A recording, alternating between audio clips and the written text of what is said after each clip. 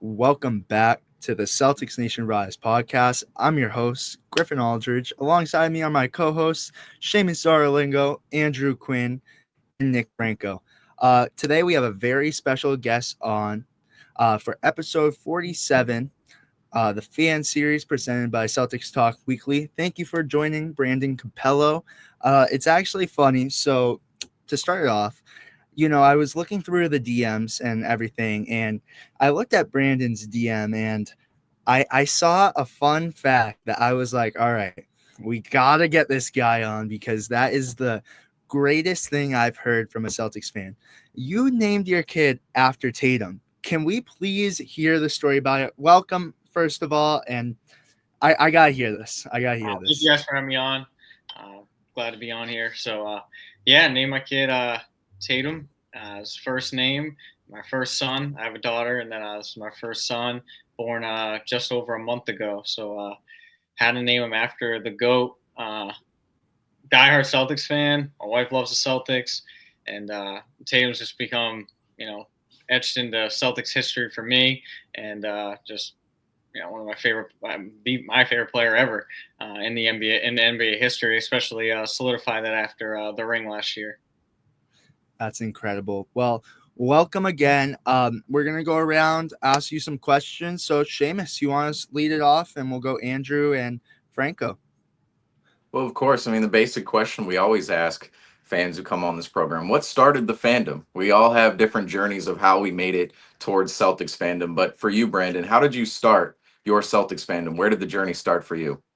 Yeah, so my family wasn't really into basketball. Started getting, friends at school. Growing up Massachusetts Celtics. My dad took me to my first Celtics game, February 13th, 2008. 13 years old, big three, Rajon Rondo, see the Rondo jersey, and just fell in love with this team. Man, obviously, great team to start falling in with.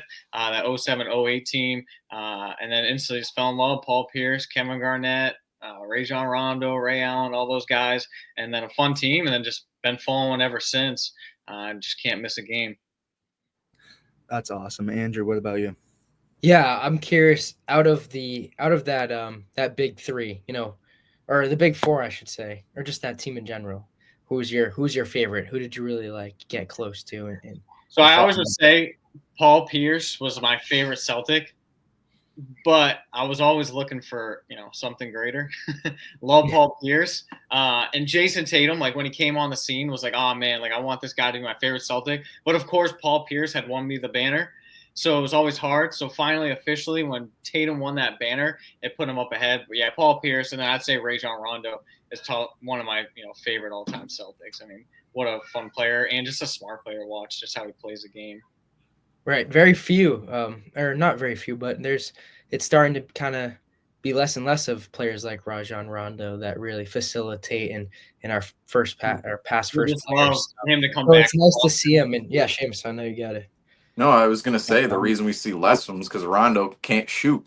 It's like True, teams very don't true. want guys who can't shoot anymore. That's the whole reason we don't see Rondo. But in terms of the other skill sets, It yes, I, is I still agree a with that. You got beautiful to thing to got to see. wrap in the playmaking with the skill of shooting. That's why we don't see guys like Rondo anymore. But yeah, in terms of Rajon Rondo, and looking back at that '08 era of the Celtics, and not even just '08, but '07 all the way to 2013 when KG and Paul Pierce were shipped out of here. Brandon, from your perspective, coming up into the Celtics fandom in that time, how has the experience of being a Celtics fan changed for you over time from the moment you first saw the Celtics at the TD Garden to today?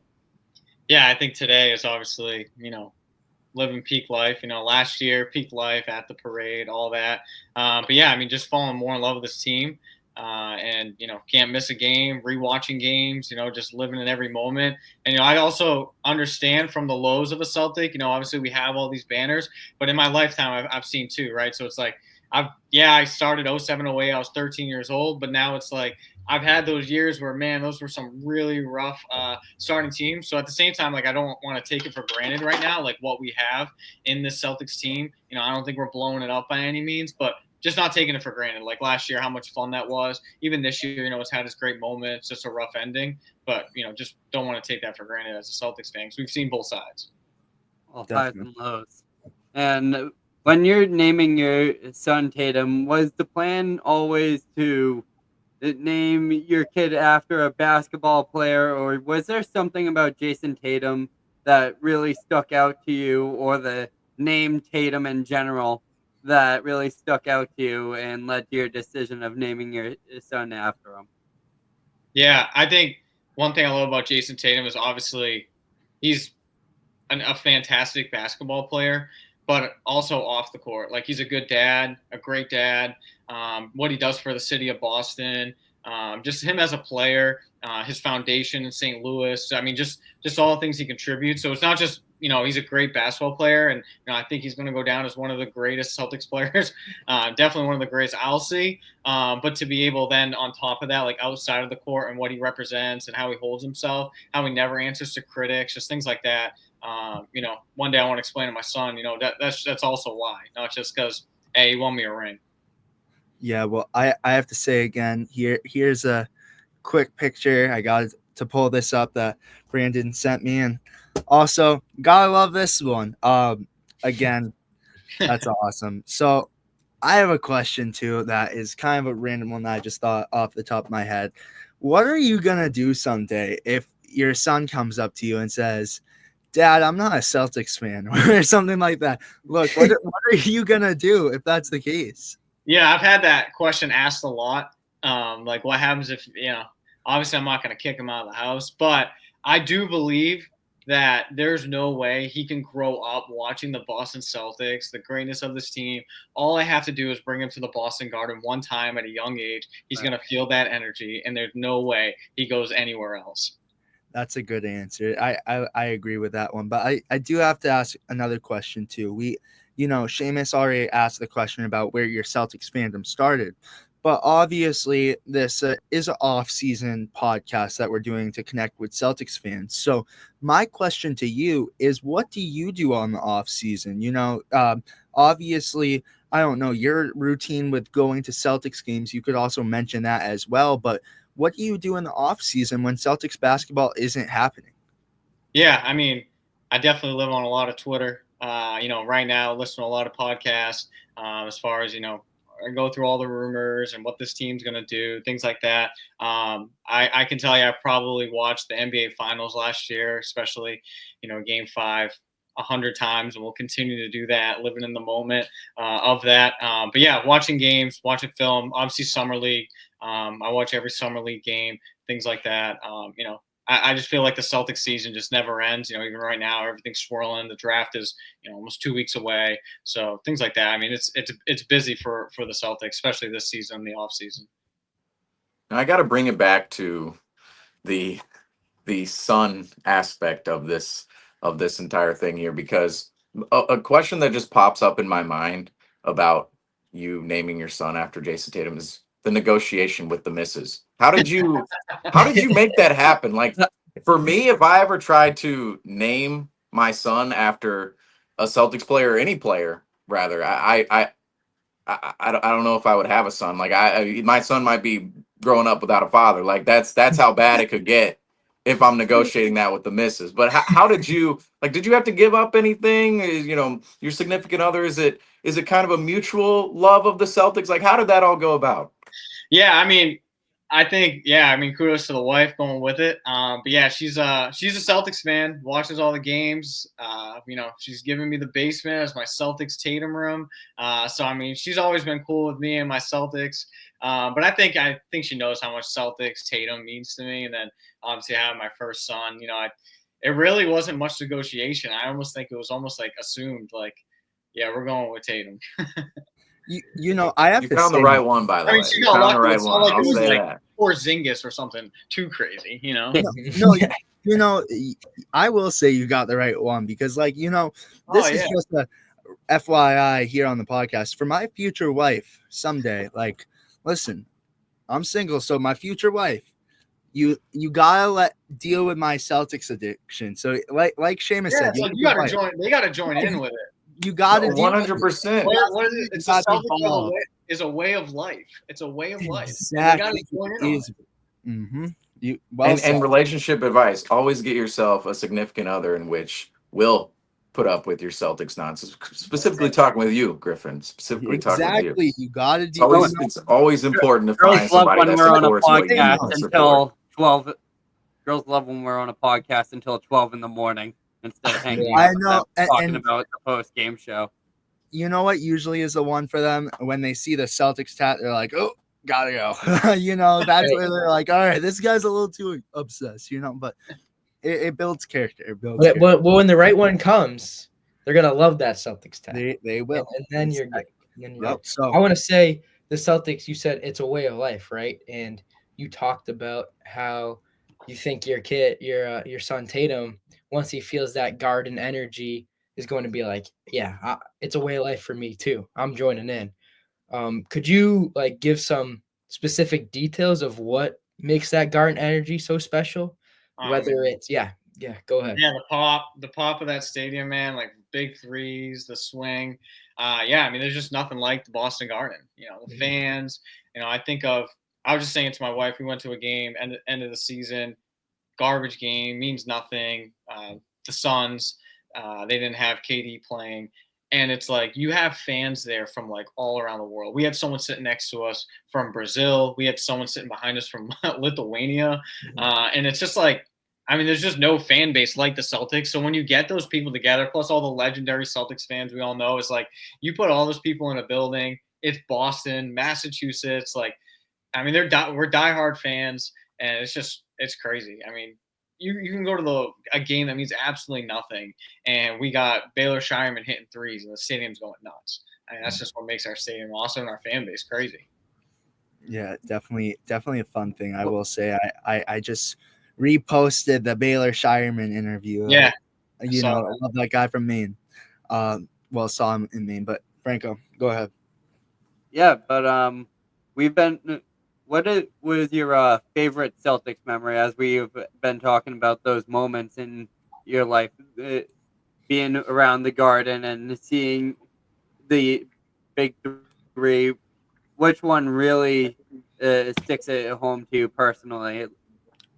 Yeah, I think of two. I think one, winning the championship last year for me.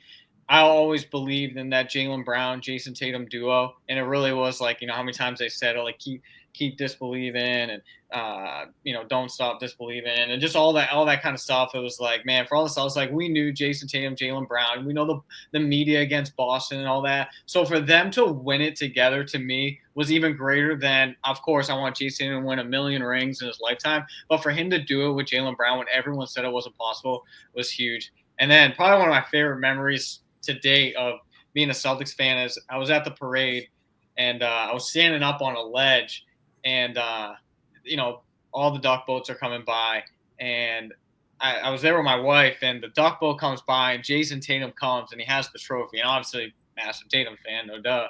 But like when he took the trophy and put it up in the air, like my body felt like supernatural. Like I started shaking. The crowd was going absolutely nuts.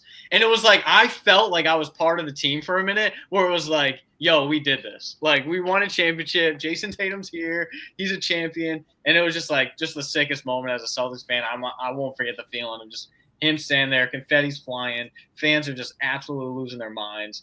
But just sick that, we did it. And that team, they pulled it off. Yeah, I have to say, from my perspective too, I completely agree with you.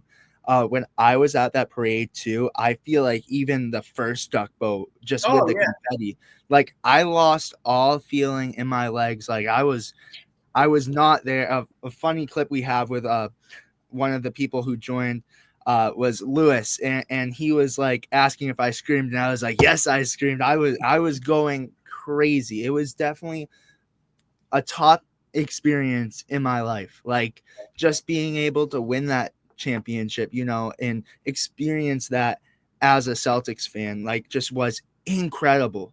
I feel like it was so much different than like the big three because it's like, of course, when we got like, well, Paul Pierce is ours, but when you brought those guys in, like KG and Ray Allen, it was like that big three. Like everyone was like, oh, this is just going to be a dominant team. And of course, Celtics had some impressive pieces last year. And not saying we weren't expected to win, but like Jason Tatum, Jaylen Brown were ours, and we had been growing that through years. We've been through the Hayward, Kyrie years where we expected to win, and like all those different years. And it's just like those guys finally did it. They put the pieces in place, Joe Mazzulla in place, like guys like that. So it was just so much different, I feel like, than 07, 08. That was just like, it was hard fought.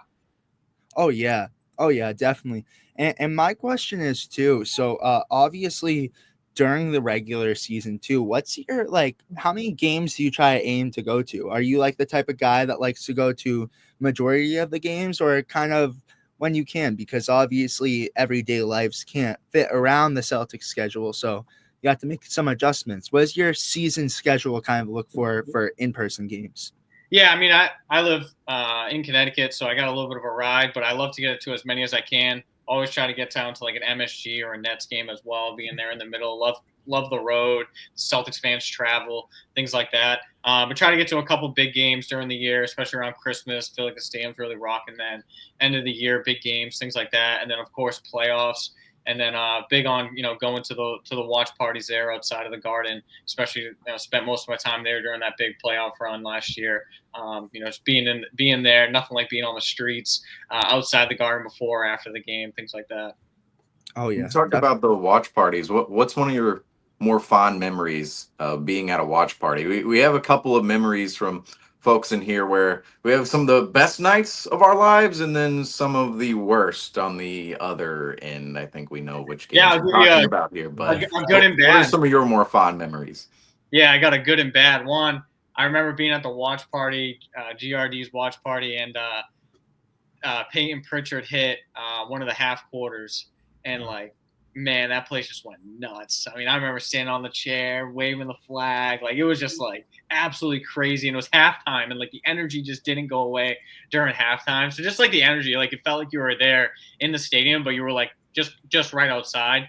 And then I went to the Dallas game. I'm so nervous. Like I live on edge for like every Celtics game, regular season, whatever. But then in the finals, that game 4, I went to the watch party there in the Garden, and we're getting, just dogged on the Celtics. And I remember looking at my friend and I'm like, man, like I expected to be here late tonight, just having a good time. And I was like, dude, you don't think we're actually going to lose like 4 in a row, right? And he was like, dude, relax. Like, come on, we're going to be all right. Like, we're up 3-1 at the end of this. But it was like, man, it was a miserable ride home, just thinking like, man, like I was, I went full intentions. Like, we're going up there and like tonight's party time. Like, we're winning this championship tonight. And then just a long 3-hour ride home. Can I mention too? Can I just say before you go, Andrew? Like, I completely agree with you. You and I share so many similar character traits, with the Celtics, because for me, I'm very superstitious. Like, I tell you what, that banner 18 run, I had to listen to the Celtics win song, Finito. Remember at the Garden when they would play Finito after a win? Yeah. Red Auerbach smoking a cigar and play that song. I would have to listen to that before a game. And I had certain Celtics routines.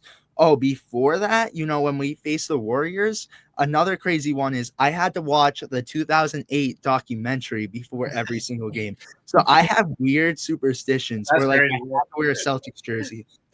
So it's just, the superstitions killed me. I'm glad I didn't do a lot of them this year, but I can't watch a game in a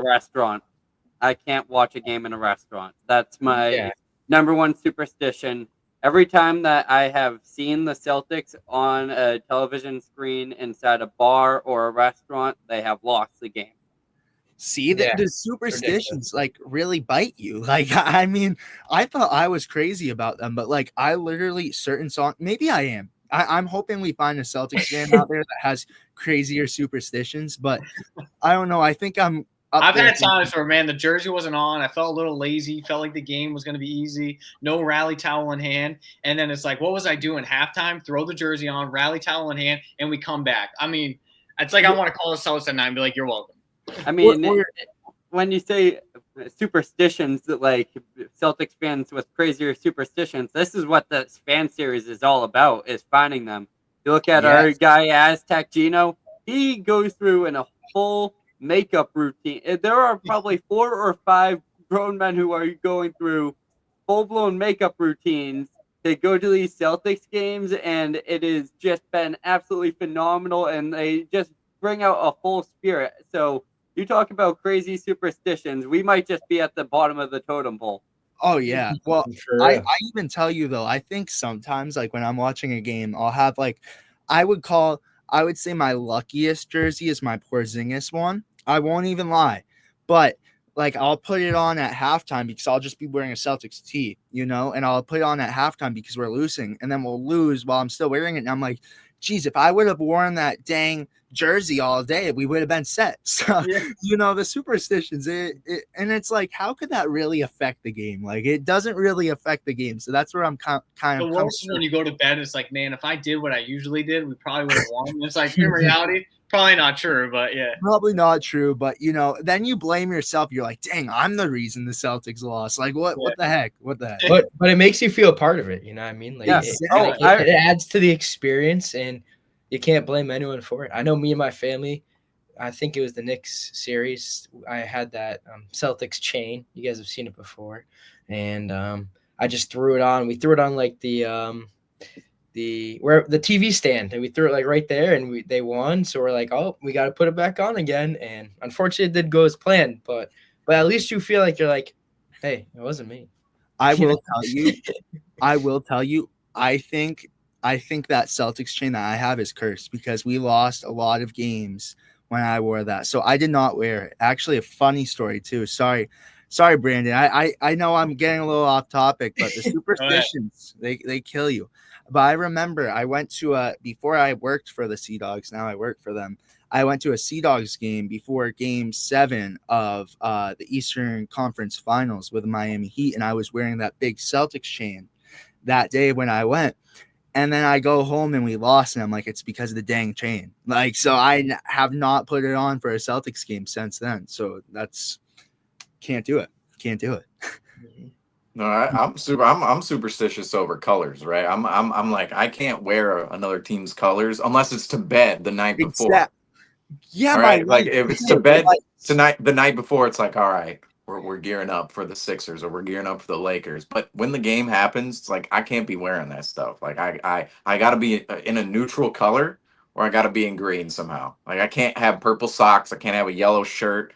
I can't have a blue shirt. Can't have I can't have the rivals' colors unless I do have a superstition though. It's like if you go to bed in your rivals' colors, I think I feel like you own them. Purple Like socks, you own them. Like I don't understand why that's my thought. It's like, oh, like I'm wearing the other team's colors. Like we're gonna own them tomorrow. Like I don't know why that's like my it. thought. Like that's just my weird thought. superstition. It's like you wear your pajamas like inside out or something for a snow day. And Like that's kind of how it feels. Like it's like it's like I'm thinking of like I'm gonna I don't know. It's one of those superstitions that it's like you like everything else you can't necessarily explain to its entirety. Like I always had lucky chairs and whatnot, but those over the long run, the universe is just 50-50. Like all the records in the chairs, right? It's like, oh, I sit in that chair and that chair. It's like our records are always like, oh, it's 5-5 or oh, it's 10-10 over here. It's like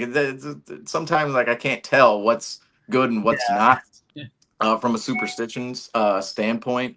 But I gotta say they exist. I mean they exist in abundance out there, and I feel like I don't know. It's just the kind of the patterns of the universe. They all interconnect somehow. Even though we're 8 billion people on Earth, they all interconnect somehow. It's like the more support there is for the Celtics out there, I feel like it's the better they possibly could play in the long run. And that goes for not only say, just from a superstitious on the street or going into the arena. It's like, ticket sales, merchandise sales. They all go buy all your stuff. And guess what? The team has more money to spend and be a little bit more flexible with all of their worth out there. But ultimately, we keep looking back on history and we're looking at superstitions here, but looking at the championship last season, back in the summer of 2024. Brandon, from your perspective, what was the championship experience like? You mentioned being at the parade, but what was the moment like when the Celtics actually got to hoist that trophy up over themselves on the Garden floor after Game 5 last year. What was your experience like for that? Oh man, it was everything, right? It's like, in the words of Tatum, we did it. Like, that team did it. I thought it was just so fun doing it with those guys like Peyton Pritchard, winning one for Al. I've always believed heavily in Joe Mazzulla. So like him winning his championship with Tatum, the duo together with Brown, bringing in a guy like Drew. I just thought it was just like the perfect team to do it together with. But man, that was just an all-time high. It's like you don't want to take it for granted. And right now we're still the reigning champs. So you got to live like every day knowing like we're still the champions until someone dethrones us. And I know next year we'll be back, so we'll be good. But it's just an all-time high. What a great experience, just for that team, and then just happy like for those players and those guys. Like you watch every game, and it's like you feel like you're like connected with them, and it's like, man, you're just like so. I was just so happy for those guys and those guys on that team. Mm-hmm. You don't have to answer. Championship or Tatum's birth? No, I'm just kidding. Yeah, I probably can't answer. I'm not setting you up. Don't answer. I don't know if I would have named Tatum didn't have a ring. I really don't know that. So. No, I'm just playing. What would his name be if Tatum didn't get the ring right now? Brad was commonly thrown out there because Brad Stevens is like the GOAT of all GMs. Brad was commonly thrown out there. So I tried Rajon, but the wife didn't like that one. So Pierce, maybe? Nah. Isaiah Thomas. Isaiah would be one of my favorites. Yeah. There's a good amount of names. There's a good amount of names that you can kind of work with. So it was definitely going to be a Celtics player is what you're getting at. Like 100% if you had his son. There's no way around it. Someone from the Celtics organization was definitely taking the name. So.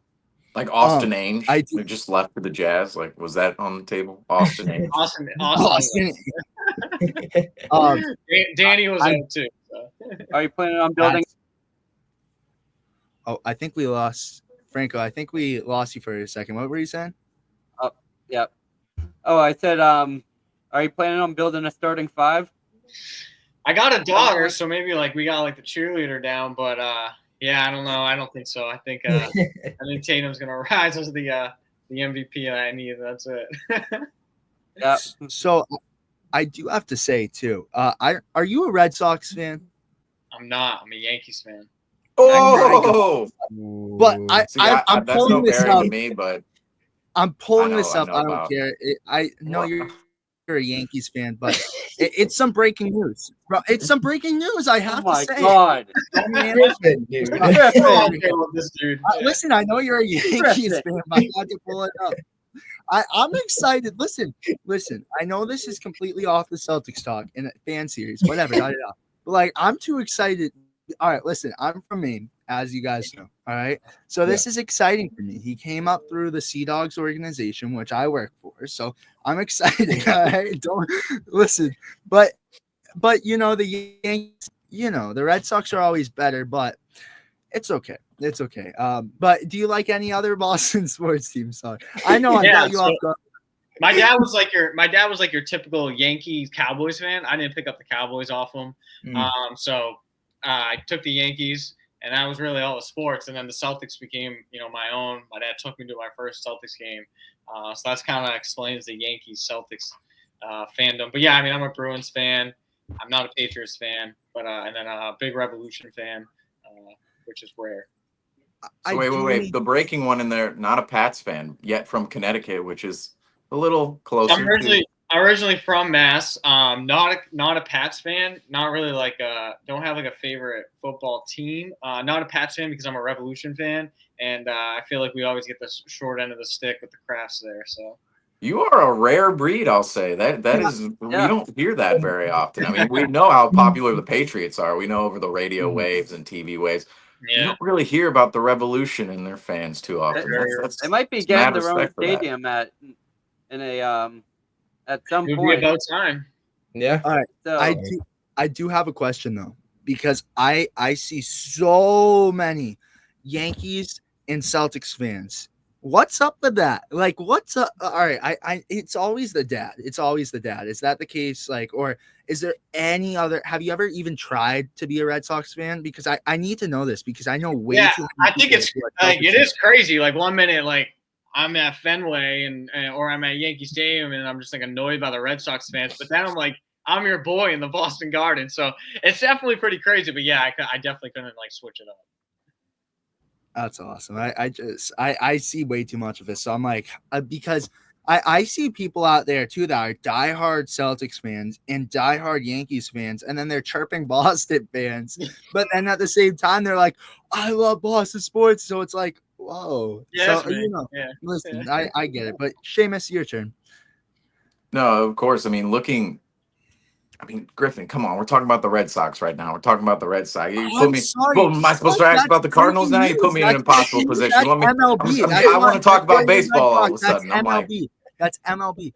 That's the MLB. I know. We're gonna transition back on the Celtics here, but I just have to point out that's MLB. That's not even the Red Sox. Okay, that's MLB's top prospect. All right.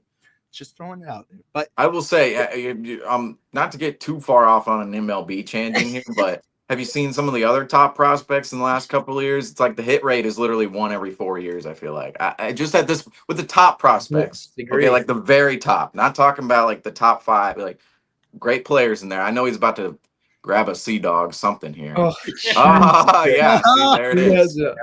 Look, we got the Roman Anthony bobblehead.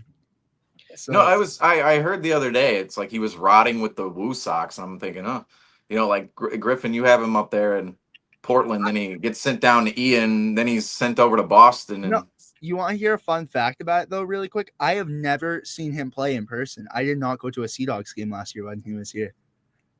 That's really it's not harsh. You gotta go. Well, now you gotta go to Fenway. You missed your chance.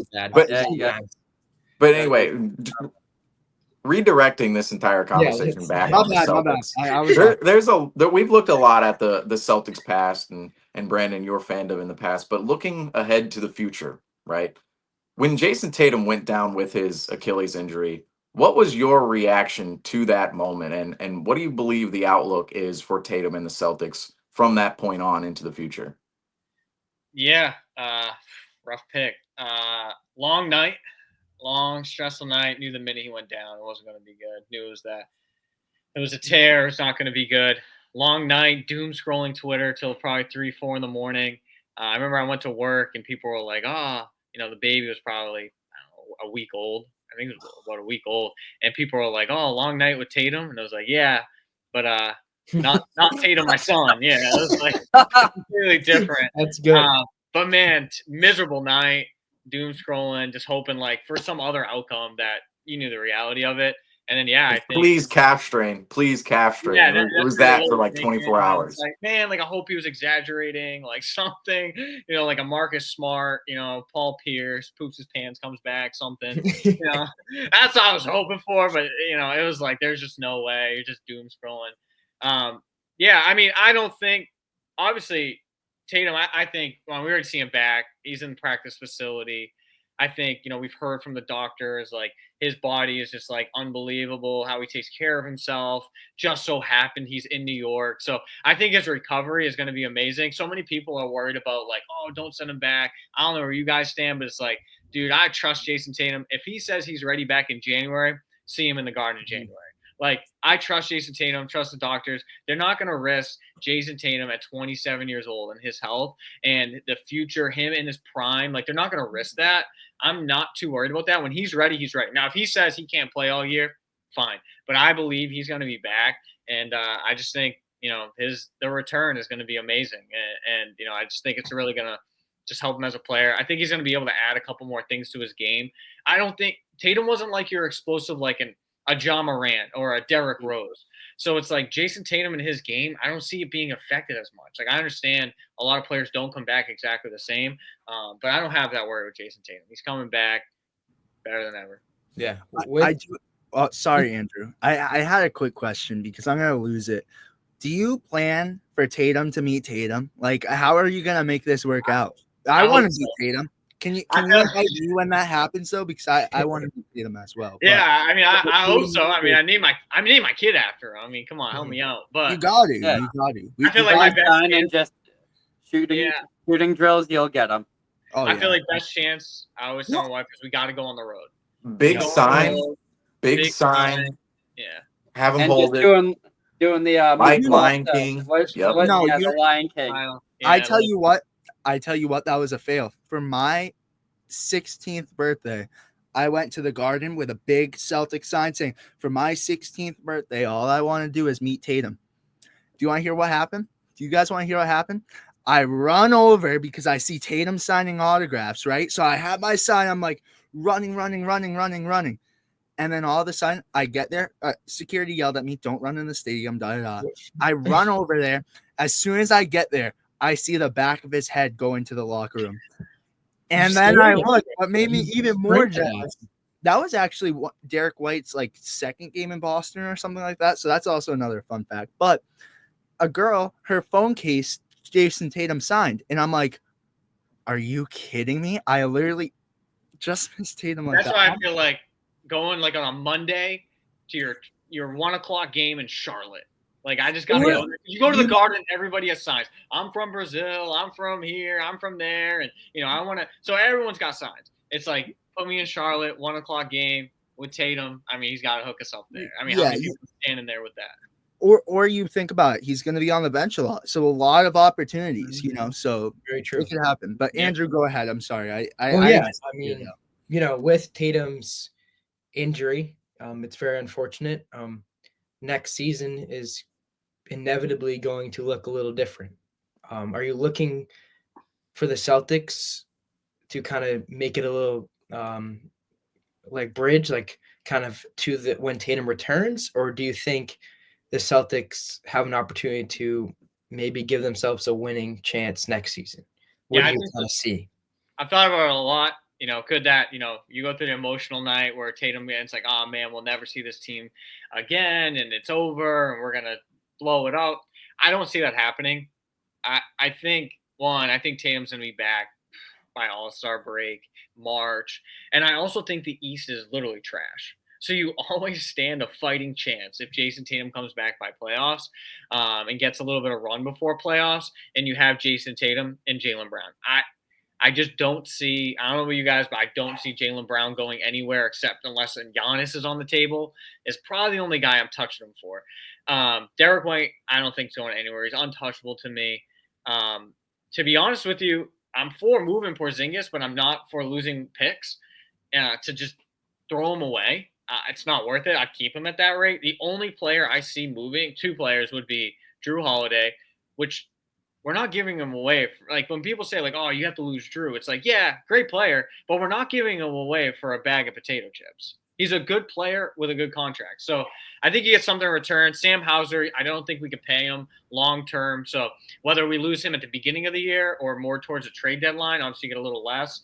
I just don't see it. Peyton Pritchard is still going to be around. He's on a cheap deal. We still have the piece in place. I'd love to see us get maybe a little bit more vets on the bench. I think a huge opportunity for Baylor Shire. I believe in him a lot. He's just oozing with confidence. He just needs minutes. And with Tatum out, I think it's a huge opportunity for him. I think of the year like Hayward went down and the opportunity it gave to Brown and Tatum and guys like that.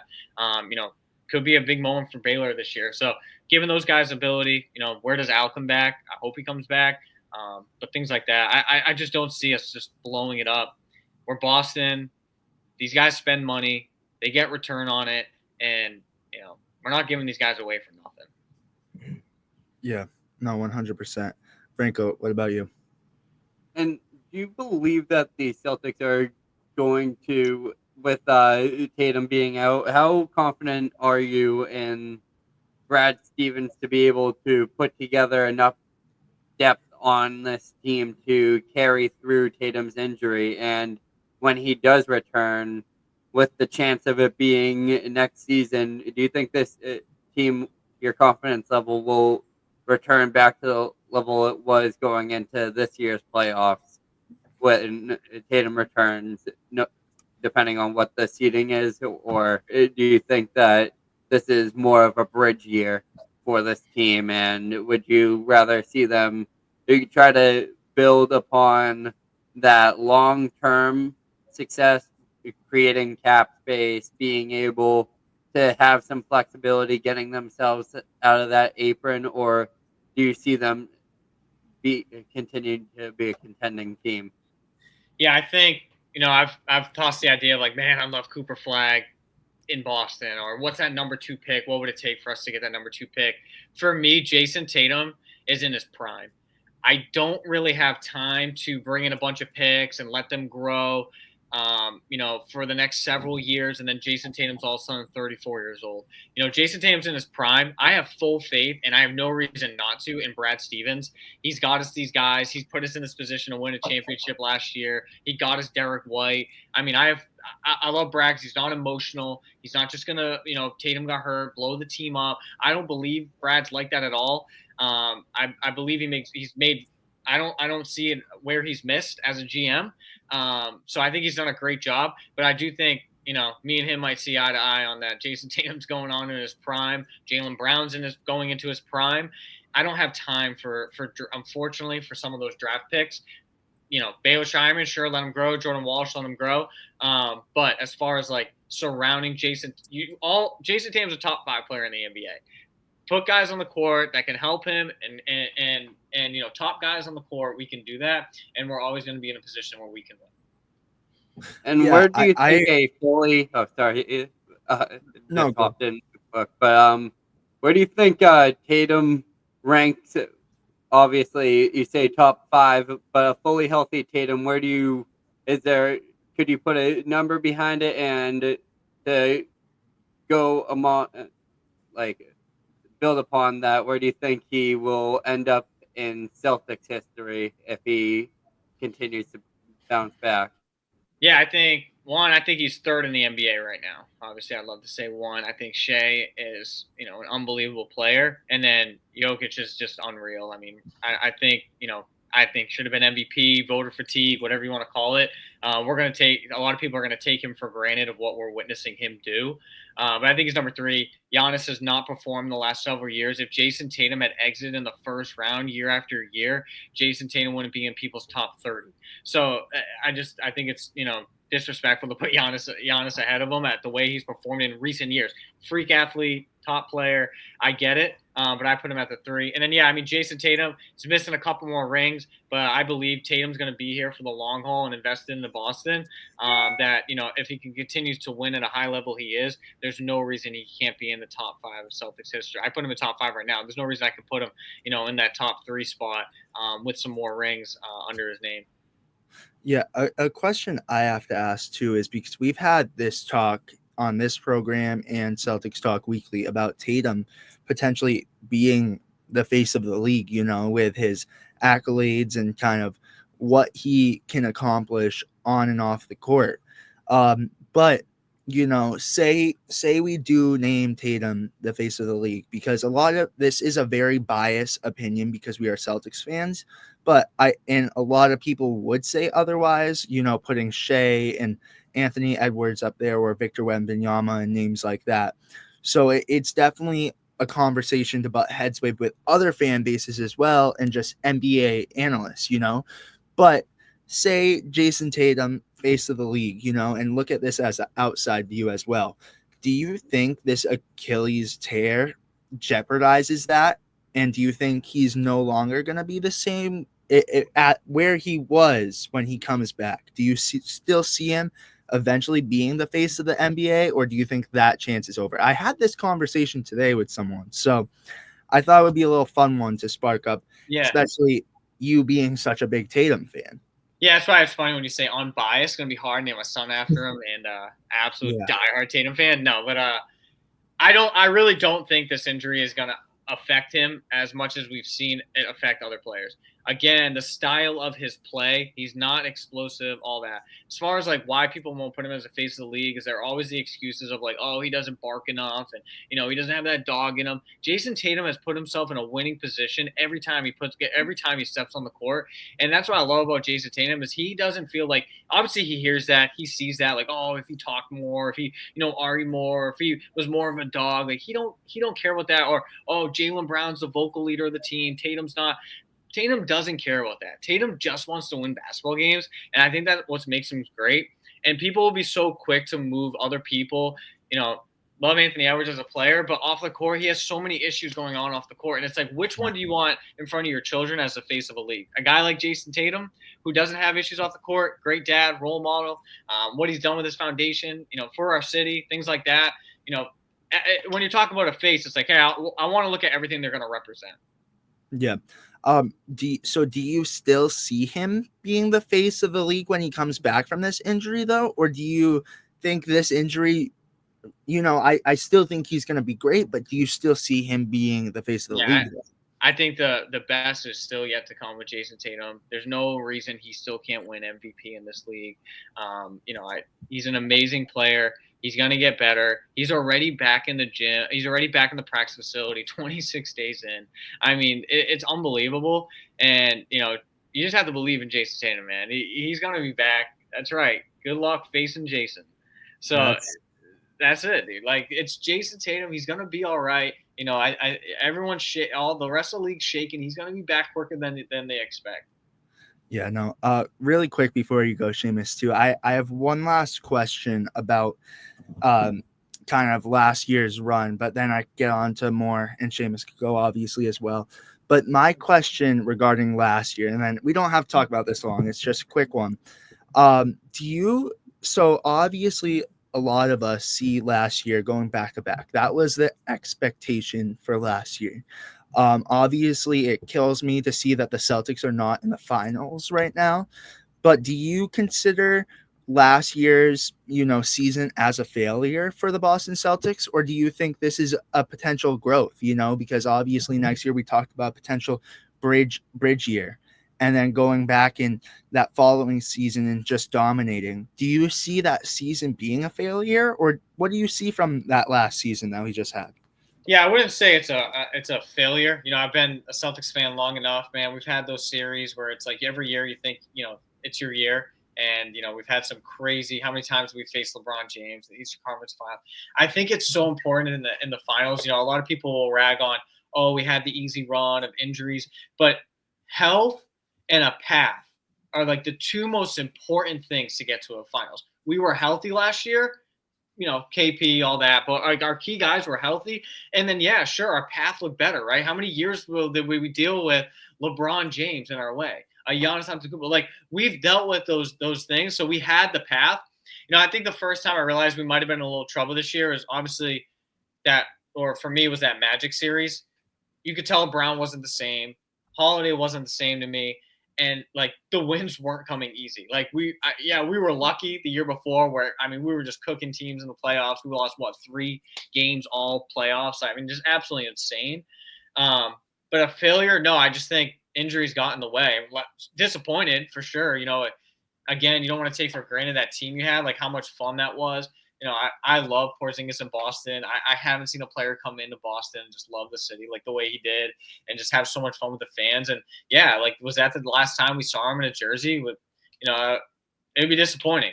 But, a failure, no. At the end of the day, I would do everything I can if it meant like, hey, it's one shot to win a championship, but then the next year the team has to go away. I'm taking it. Like, rings don't come by. You don't come by rings easy. Right. And staying on that conversation of, was last season a failure, and really building off that conversation. Last season the Celtics were expected to win the title. Well, the season's still going on right now. We'll find out. OKC or Indiana, we'll see who wins the title in the long run. But 2025 was a year in which was supposed to be the Celtics year as well after 2024, and the Celtics were very much trying to go for back-to-back titles this year for the first time since 1968-69, all the way back in the Bill Russell coaching days when Bill Russell coached the team. But considering the team didn't make it to the finals this past year, and you've already mentioned it's not a failure, what is the outlook on the team competing in the future? Next season, we all expect a bridge year, but from your perspective, what does the future after next season look like with the Celtics, and when do you expect the Celtics to contend again? I don't believe in the bridge here next year. I think that the Celtics can bring somebody in through a Drew Holiday trade, and whatever happens with Porzingis happens with Porzingis. When you can get Jason Tatum now, if Jason Tatum has told the team that his plan is not to return next year, that's fine. Go ahead, get Baylor Shireman his minutes. Get these guys experience. But I believe he's going to be back. I have no reason not to. But I think that obviously, yeah, like does it hurt the Celtics? Going back to back ain't easy. The last several, I think 5 or 6 champions in the NBA haven't made it out of the second round. So that's obviously it ain't easy. You ain't gonna just get there. You ain't gonna just show back up. Peyton Pritchard said at the end of the year, the Spurs were a dynasty in everyone's eyes, and they never went back to back. 03, 05, 07. So I still are the Celtics a dynasty? Of course. I don't think that the book is over. I still think if Jason Tatum get back on the court, you're keeping Jaylen Brown, you're keeping Peyton Pritchard, you're keeping Derek White. I trust Brad to put the right pieces in place that in a bad East that the Celtics still have a chance and that the dynasty is not over. No, I absolutely love that you mentioned that Spurs run, because that's exactly how I see this Celtics run right now. Or not necessarily exactly like the exact same components, but in the same manner, right? Where the Spurs, they win in '99. That's more of their younger squad at that point. Tim Duncan was a younger player. David Robinson's still on that team. He's on the '03 team as well, but at that point, '99, a little bit more in his prime than he was in '03. Still dwindling his days down, but 1999, that's the first Spurs title. They win in '03, '05, '07, as you mentioned. That's 3 in 5 years. Then they have another one in 2014. Really puts into perspective how crazy that run was to win 5 in 15 years, about 5 in 15 seasons. Put that into perspective nowadays. Like we're talking about the Celtics winning a title in 2024 last year. That's like the Celtics winning a title with this iteration of the group into the 2030s, even late into the 2030s. Like that would be truly something special if the Celtics were able to actually capture that. But that's kind of the outlook, I feel like, with the C's right now, where next season, like we're already coming off a time period where we won the championship in 24. We're not going to win in 25. So that's, if you look at the Spurs, like, okay, '03, say that was their 24. '04, they don't win it. They lose to the Lakers in the playoffs there. I believe it was the Lakers. The Lakers made the finals against the Pistons that year. And then in '05, they win it again. That's where I question with the Celtics team can't, like next year, a lot of us, you mentioned you don't see it as a bridge year, but a lot of us do see it as a bridge year. And if we don't win the championship next year, that's going to be 2 years in between our last championship. But in terms of the Spurs run, that's, I feel like, what the Celtics are going to try to emulate at this point in time. It's not going to be about the back-to-back titles, but it's going to be about, competing year after year. I feel like the Nuggets are also there too, where, in 2023, they're there. They don't win the next 2 years, but they're still very much in contention with the best player on earth. So that's kind of the, I'm glad you mentioned the Spurs there, because really puts into perspective the Spurs run, number one, but number two, it's kind of the roadmap of the Celtics now. Like we like to think, oh, championships are supposed to come like the Warriors last decade, where they win back to back. They could have, like, we're really looking at that run. They could have won 5 in a row. It's like 2016, they blew the 3-1 lead. 2019, Durant, Klay Thompson goes down. Even, highlights your point of needing health and a path, right? It's like the Warriors weren't healthy in 2019 for the first time in their 5-year run, and they lose that finals. But, everybody likes to think, because of the Warriors and because of the Cavaliers meeting the finals 4 years in a row and the Warriors making it 5 years in a row, people like to think, oh, that's how it's supposed to happen. But in reality, look at most of history, it goes back and forth. Like the Celtics won in '81, '84, and '86. It wasn't, '81, '82, '83. So it goes a little back and forth there. So I love that you mentioned the Spurs in there. But Griffin, I believe I kind of ran you over there. Sorry, go ahead. No, Brandon, you were about to say something. So if you wanted to go, and then I just think, with the gap year, like, sure, they could blow it up tomorrow, and I eat my words, but I don't think the new owner, Bill, keeping Wick on, like, Wick's not hanging around to blow a team up and rebuild a team. Like, they're here to win. Obviously, Tatum's injury wasn't expected. He didn't buy the team knowing, hey, Jason Tatum's going down. But I just think, you want to get a return on your investment. You got to trust, Brad Stevens said it, they have full faith that Jaylen Brown can lead that team, while name many players in the East that are better than Jaylen Brown leading a team. Not many. So it's like in this NBA and this East, unless things go crazy this trade offseason with all these stars coming to the East, Jaylen Brown just has to put the team in a position to win with Tatum coming back. Get him in the playoffs, get him a pretty good seed, and if Jason Tatum's back, we got the right pieces. Derek White's still going to be around. We're going to be in an okay position. Yeah, I love what you said too before Andrew goes. I wanted to say too, at the end of the podcast, we always ask this question because, a lot of Celtics fans are down, with what happened with Jason Tatum and everything. And I was going to ask you towards the end too, like, can you give some inspiring words? But if that didn't just have the writing of inspiring words written all over it, then I don't know what you're looking for, because that was perfect. You summed up all the hope that Celtics fans need to have. And I think us here at Celtics Nation Rise, I think we've even been down at times and, doubting the team having a bridge year next year. And you just installed a lot of faith into me. So I'm going to have faith just like you, and I'm going to look at a more positive outlook. It was so unfortunate, the things that happened with the Boston Celtics, but what you just said really gave me some hope, so I like to look at that. But Andrew, go ahead. Don't stop disbelieving. Don't stop disbelieving. Right. I love it. Love it. Yeah. And I think, you're right. We got to have faith. We got to, the fans can believe in Brad and the Celtics organization and know that they're going to put forth their best effort to put the Celtics in the best position to succeed. I also think in order to put the Celtics in the best position to succeed, we have to adapt to teams. They know our offense. They know what we do on the court, and it's become a little predictable. Do you agree? And do you think there needs to be a bit of a change in our play style? That way we can adapt to compete against teams moving forward. Yeah, I think Joe Mazzulla broke the system for a while, obviously, on the 3-ball, the math behind it, and the kind of the system he was playing. I do trust Joe Mazzulla. He's a young coach. I'm not one of these guys that just toss the coach out of there. He's the scapegoat. He's got Sam Cassell. He's got good guys on the bench behind him. He's fine. I do think we saw a lot of big moments. Obviously, Tatum's going to be out for some time with Tatum playmaking. I'm going to be interested to see, what we replace Holiday with. I would love just a little bit more of a playmaker in that position. Would be big. But I also think, just beefing up the bench a little bit. We need someone that can come behind and give. Tatum's out this year, but those non-Tatum minutes that can play in his role, the non-Brown minutes. We have the backup point guard, obviously, in Peyton Pritchard. But who's the guy that can come off the bench? Maybe it's a vet.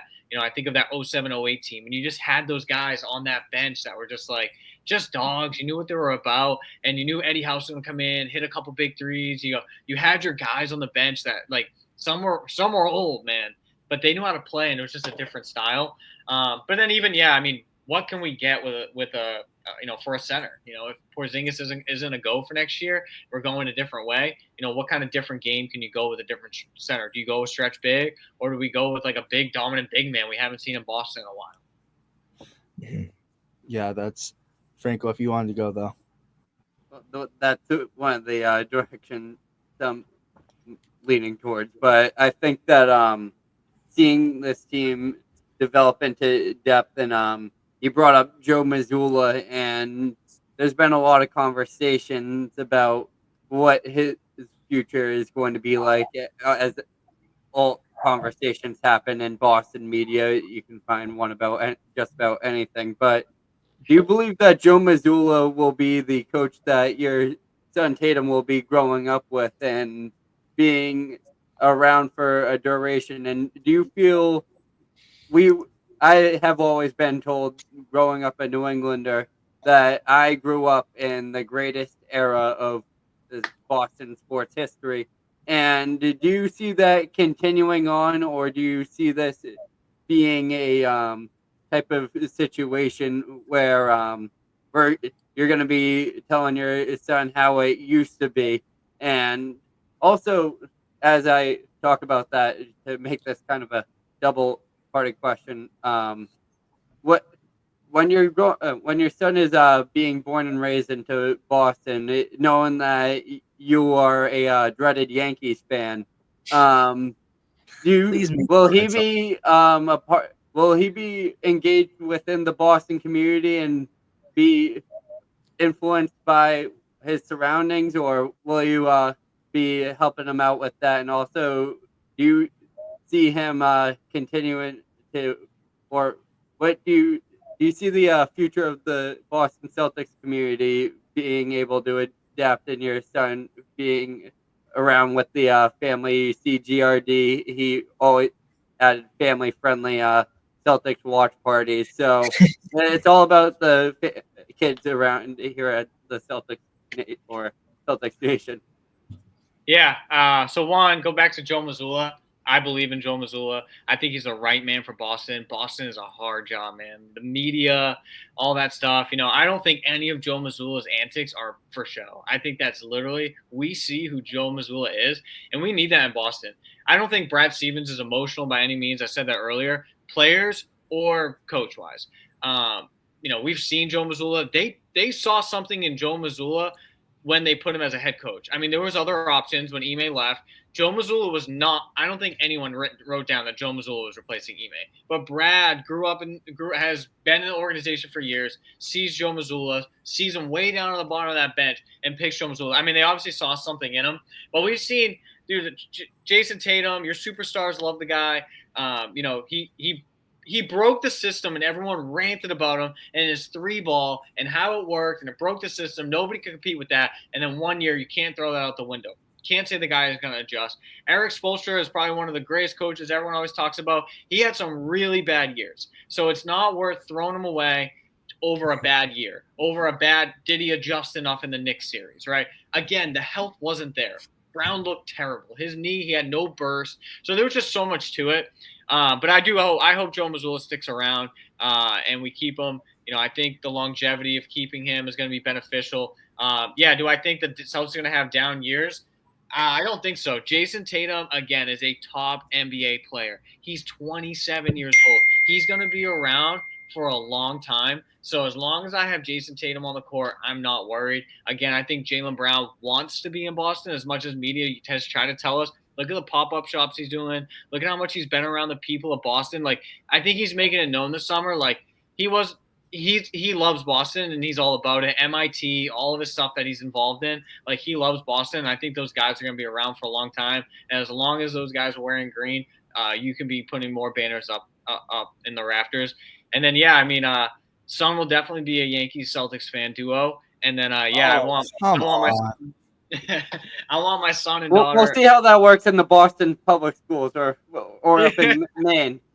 Actually, Maine, they'll probably let it slide a little bit more. It's not as intense as it is down here. Yeah, so I'm in Connecticut, so it's like Yankees so yeah, So you in the point where are you?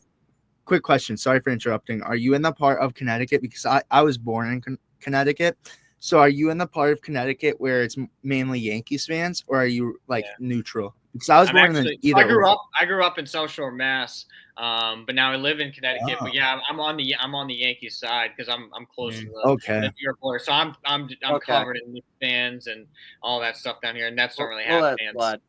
Yeah, appreciate it.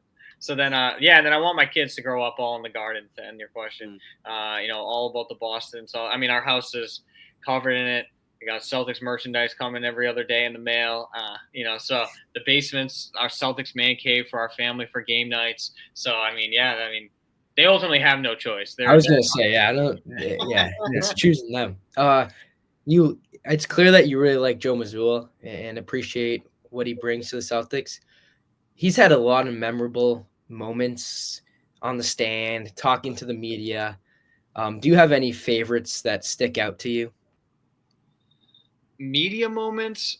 I don't know about media, but I would say like him at the parade with the torn meniscus. You have to remember, torn meniscus, jumps off the top deck of a duck boat and then just starts going nuts at the fans of Boston. I mean, that moment doesn't tell you like this dude is fit for Boston. And then remember ring night comes out, kissing the floor, doing a push-up. Yeah. I mean, come on, dude. The guy's fit for Boston. Like, I mean, whether you're a coach or not at this point, keep the guy in Boston. No, I agree. I actually was when I was at the parade. You know, it wasn't Tatum for me. It wasn't Brown. It wasn't Pritchard, Porzingis. Like you name it, it wasn't them. It was actually Mazzulla. I saw him like throwing up like fist pumps in the air, just like getting the crowd fired up. And there was something about Mazzulla, man, just like that he has a little something. He's a little crazy. And he's a little nuts. But you need that in Boston, and you could just sense it. Like think about like the media of Boston, how many dumb things coaches say, like right. to the media. I have no fear Joe Mazzulla is gonna like play into that bait or any of that stuff. Like that dude don't worry what anyone says on Twitter. Probably just laughs it off, and that's what we need. And then especially with Jason Tatum and Jaylen Brown in their era getting so much of it, like I think Tatum said he's one of his favorite coach ever. So it's like he's important for their role. That's true. That's a great point for their role as their player. Just as much as Al's contributed to Tatum's role, Joe Mazzulla the same. Yeah, that's a great point too. It's like Tatum likes Mazzulla. These guys like him. Obviously, unfortunately, Brad, I mean, he's pretty cutthroat. I mean, he's gonna do what he needs to do, but hopefully that kind of seeps into Brad's brain, knowing that. I still think he's emotional. That the Celtics play great all year. Right. Exactly. At the end of the year, there's no. I get it, and I don't think, and I'm with you. Like years are going to be tough. You're not going to win. We just talked about that, and so he at least deserves, in my opinion, another shot. I think you also have to look at the options, right? Like Brad's not going to be emotional. I think of the Knicks firing Tibbs. I mean, do they have a good replacement right away for him? That's true too. Yeah, they are. There's so many variables. What's the upgrade from Joe Mazzulla right now? So many variables. Yeah. No, 100%. So, great. Thank you again for coming on. But I do have one last question before we close out the show. What is your all-time Celtics starting five? All-time Celtics starting five. I'd have to go Isaiah Thomas at the point guard. The little guy. Which is crazy because I love it. Isaiah Thomas. I don't really go into the old school Celtics. I didn't live it, respect it, appreciate everything they did. You might be a little surprised. But yeah, and then I'd have to put Jason Tatum because they're the greatest duo in the NBA. You got to have them on the court. And then you got to have KG because he's a maniac. Maybe I'm putting him at the 5. And then I might have to just pull out. No one's probably saying Marcus Smart. Just like I have enough stars on the court. Ooh. Just give me some heart, give me some dog, bring me back Marcus Smart, put him on the court. That's awesome. Smart, JB, JT, KG. Hey, it fires me up. I'll tell you that much. Who's the sixth man? Who's the sixth man though? Ooh. 6 man. Should we put Smart as the 6 man then? Who's going to be? Smart could be a good 6 man, but I would love to put a good center in there. But we Shaq. No, Shaq, KP. You can't go Shaq. He was. Rondo. I mean, you can't. Rondo. Paul Pierce. Well, you can go smaller. I mean, you could throw Tatum at the 4, and then you can get someone. And KG's at your 5. Yeah. I love that. I know you're not going old school, but 2 names that need be mentioned 100%: John Havlicek and Dave Cowens. Now, I'll say people mention Robert Parrish and McHale and Bird and Russell and Kuzi and Sam Jones and Tommy Hines. There's a million of them. I'm like, I want to get everybody's name, get everybody's name in the video here. But it's like there's 30 legends that we can throw in there. But 2 guys that are always forgotten about: Havlicek and Cowens, 2 of the best players on the Celtics in the 70s. Havlicek was not old in the 70s, but older. He played in the 60s and 70s. But Dave Cowens in the 1970s won an MVP, won 2 titles with the Celtics. I just want to throw it out there: Dave Cowens and John Havlicek. Got to give them their respect because they're never brought up in these conversations. That being said, we are talking about more of the modern legends of the Celtics. Yeah. And before we close off here, I do want to mine an opinion on this because I think it's interesting from a Celtics fan base perspective. Does Marcus Smart, does he see his number retired at the TD Garden, number 36? Love Marcus Smart. Yes, only because we're bringing him back, and he's going to win a banner. Okay. I can see it. Has to win the banner. Bring him back. Also, 36 is, it's a nice number, but it's 9 years. He's got to have a banner. 9 years with the club, very much but very much the bridge to a championship. Like the championship is the one thing missing with Smart. It's like don't have a title, don't have a ring. But the building to that ring, it's like at some point that has to be important. And you could say that he sustained the Celtics pride, the Celtics heart, the Celtics grit. You know what I mean? Where like you said, that's a bridge where the Celtics, you know, what the Celtics are made of, the organization itself. Like if Smart doesn't come in, do we lose that essence potentially? I don't think so, but it's something that we can discuss and think about. You know what I mean? So I agree. You got to give Smart his kudos and many others in that kind of stretch of play that maybe didn't go the way we planned, but still brought, you know, the fans a lot of joy. Bottom line, the Celtics do not win the 2024 title without Marcus Smart. Even though he wasn't on the club, the Celtics would not have won that title without Marcus Smart. They don't. No way. They don't. Well, that's gonna do it. Again, thank you, Brandon, so much for joining the show. I really appreciate it. If that doesn't give, of course, we'd love to have you back on, because if you didn't give any Celtics fans faith right now tonight, I don't know what will. But that's going to do it with the show, you guys. Thank you again so much for watching. Make sure to like and subscribe and turn on those post notifications to be notified every time we upload, because it's going to be crazy. There's not going to be a bunch of set dates where we upload this off season, being that, you know, obviously we're doing this fan series. But make sure to comment down below if you want to join. You could also go on our Instagram and send us a DM if you want to join this series. So again, thank you guys so much for watching. We will see you with the next one. Peace, guys.